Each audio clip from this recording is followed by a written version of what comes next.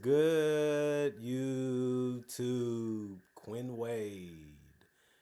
Coming to y'all with that instant basketball analysis on Analysis Playground on YouTube, exclusively on there forever, as it should be. And we're going to talk about how the Orlando Magic beat the Utah Jazz team that introduced us to Jaren Jackson Jr. That was something that was very interesting at the trade deadline. We got to see how it can work a little bit tonight. The Magic are 27 and 24 and 17 and 9 at home. They play at home in this game. The Jazz go to 16 and 37 and 6 and 20 on the road. The Magic, they won the first quarter 33 to 30. Second quarter was won by the Jazz 35 to 21. Orlando won the third quarter 33 to 29. In the fourth quarter 33 to 23, but they only won the game by 3, and they happy because they won it anyway. Lauri Markkanen, he can get you some baskets. 27 minutes, 27 points. He went 12 of 21 from the field. He took the most shots on the team, and he went 3 of 6 from 3. He's an efficient scorer. He's a great shooter. He's a decent rebounder. He had 7 tonight. He had 1 assist, 3 turnovers, and a block. 3 offensive boards, 3 personal fouls, and a +2 and plus minus. He's one of them players that you always got to pay attention to when he's on the court because he can hurt you in so many ways. Jaren Jackson Jr., 25 minutes for him. He had 22 points. He was 9 of 17 from the field, 2 of 5 from 3, and 2 of 2 from the free throw line. He knows his game can travel anywhere at this point. Once you make it to the NBA, you know that you can do it against anybody on any team. You just got to stay healthy and just play a certain role that might be different than the one that you played before, but everything else is the same. He's one of the better players at his position, so he fit right in. 5 rebounds, 3 assists, 3 turnovers, and 2 steals. 1 offensive rebound, 4 personal fouls, and a +6 and plus minus. Yusuf Nurkic, 24 minutes, 3 points, 1 of 2 from the field, 0 of 1 from 3, 1 of 2 from the free throw line. 14 boards by Nurkic and 6 assists. He did have 4 turnovers, 1 steal and a block. He did a lot for this team in this game. He was really good. 1 offensive rebound, 3 personal fouls, 0 and plus minus. Keontae George got injured in this game. He only had 5 points in 13 minutes. He went 1 of 5 from the field, 0 of 2 from 3, and 3 of 3 from the free throw line. He did get 1 rebound, 1 assist, 1 turnover, and a steal. He also had 1 personal foul and was a 0 and plus minus. The game definitely would have played out differently if he was healthy, but since he went down so early in the game, we'd never know. Ace Bailey got in double figures. He finished with 10 in 31 minutes. That actually was the most in the starting lineup. But he went 4 of 11 from the field and 1 of 4 from 3 and 1 of 2 from the free throw line. The jump shot got to be better. You know, he can do other things too, though. He has to either mix it up consistently or you're going to have to start knocking down on perimeter shots because the defense will force you to make that decision or you're just going to be giving up the ball in a lot of situations. 3 rebounds, 3 assists, 5 turnovers, 1 steal, 2 personal fouls, 1 offensive rebound, -13 and plus minus.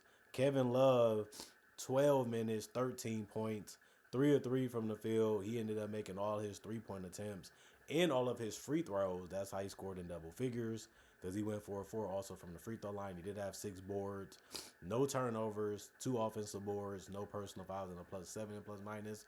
Kyle Filipowski came off the bench and gave him some solid minutes. 12 minutes, 9 points, 2 of 4 from the field, 1 of 2 from 3, 4 of 5 from the free throw line, 5 rebounds, 1 turnover, 2 offensive rebounds, 3 personal fouls, and a -10 and plus minus. Cody Williams, 14 minutes. He didn't score a basket. He didn't attempt a field goal or no free throws, but he did get 2 rebounds and the steal with 1 turnover, 3 personal fouls, and he finished as a -10 and plus minus. Bryce came off the bench and he just couldn't make a shot. In this one, he played 23 minutes and had 4 points, but he went 1 of 9 from the field, and he missed all of his threes, 0 of 3 from the three-point line. He did go 2 of 2 from the free throw line. He had 3 rebounds and 2 assists. He also had 1 steal, no personal fouls, and a +10 and plus minus. John Concar, 18 minutes, 4 points, 2 of 4 from the field. He missed his only 3. He had 7 rebounds that ended up being the most off the bench. He also had 3 assists, 1 turnover, 1 steal, 1 block, and 2 personal fouls and 2 offensive rebounds. Was a -2 and plus minus. Vince Williams Jr. played 9 minutes. That was the lowest amount from any player. He did miss his only shot, which was a 3. He had an assist, no turnovers in the block, two personal fouls, zero in plus minus. And then Isaiah Collier continues to be a great player for them, whether he starts or come off the bench. Because of the injuries, and he ended up playing 32 minutes tonight. He had 20 points. He went 9 of 15 from the field. He did miss all of his threes, though. He finished 0 of 3 from 3, 2 of 3 from the free throw line. He did get a double-double because he had 10 assists. And he can attack that basket, and he can let that ball fly out of his hands quick if he sees anybody helping, double teaming, collapsing, or moving. He's really good, got good court awareness. He did have 2 rebounds, 5 turnovers, 2 steals, 2 personal fouls. It was a -5 in plus minus. And then Orlando Magic, they had chances to lose, but they took their time and was able to make the right plays. And even when they seemed like they was getting pressured by the Jazz, they still did enough to close them out and have a big fourth quarter. When they showed that they can beat them by 10, they actually closed it out and beat them by 10, and that's tough to do in a close game. But they was at home, so that helped too. Paulo Banchero, 38 minutes, 23 points, 6 of 17 from the field, 2 of 7 from 3, 9 of 12 from the free throw line. He did not settle too much in this one, and when he did, he just had enough space, so he felt that it was a quality look for him to take. Sometimes you make them, sometimes you miss them. 7 rebounds, 8 assists, 5 turnovers, 3 steals, 1 block, no personal fouls, and a -2 in plus minus. I mean, once he's getting his shooting and his passing and still attacking, he's one of the toughest players to guard. And he showed that tonight. Wendell Carter Jr., 28 minutes, 8 points, 2 of 3 from the field. He missed his only 3. He went 4 of 4 from the free throw line. He had 6 rebounds, 1 assist, 2 turnovers, and still in the block. 2 personal fouls and a +7 and plus minus.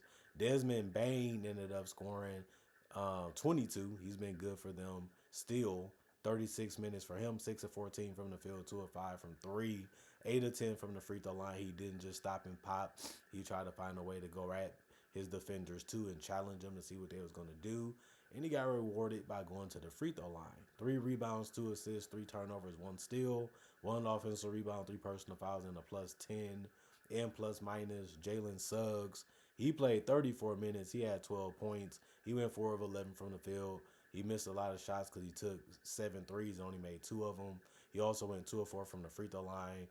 He did have 7 rebounds, 6 assists, 2 turnovers, 4 steals, and 2 blocks.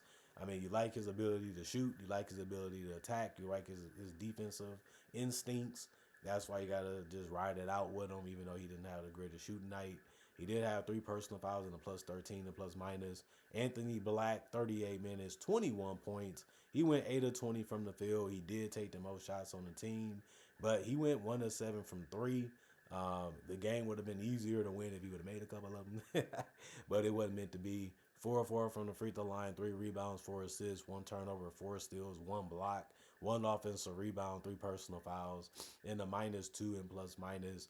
13 points for Mortiz Wagner. He played 17 minutes, and he ended up scoring the most points off the bench. He also took the most shots, which was 8, and he went 4 of 8 and 3 of 5 from 3 and 2 of 2 from the free throw line. He also had the most rebounds in the game for the Magic with 8. He had no turnovers, 2 personal fouls, 1 offensive board, one and a +1 and plus minus. Just good scoring for him. This was a good outside threat for them all game. Jonathan Isaac played 3 minutes. He went 0 of 2 from the field. He also had no turnovers. He got a block, no personal fouls, and was a -5 and plus minus.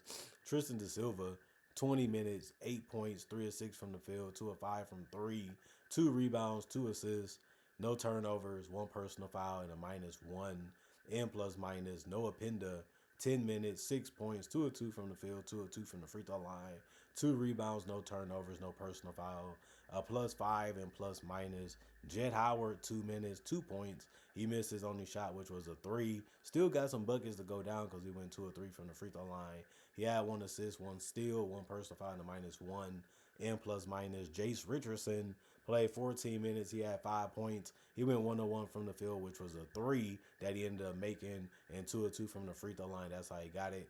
2 assists, 1 steal, 2 personal fouls, and a -10 and plus minus.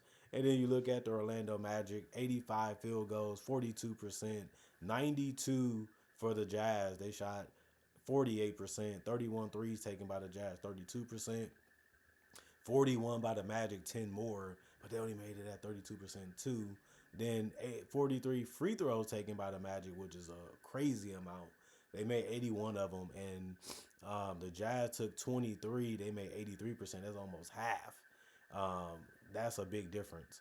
And the Jazz did have 55 rebounds that kept them in, 38 only for the Magic, 26 assists for the Magic, 30 for the Jazz, 13 turnovers for the Magic, 24 for the Jazz, 15 steals for the Magic, 10 for the Jazz, 7 blocks for the Magic, 4 for the Jazz, 3 offensive rebounds for the Magic, 12 for the Jazz, 35 defensive rebounds for the Magic, 43 for the Jazz, 17 personal fouls for the Magic, 25 for the Jazz.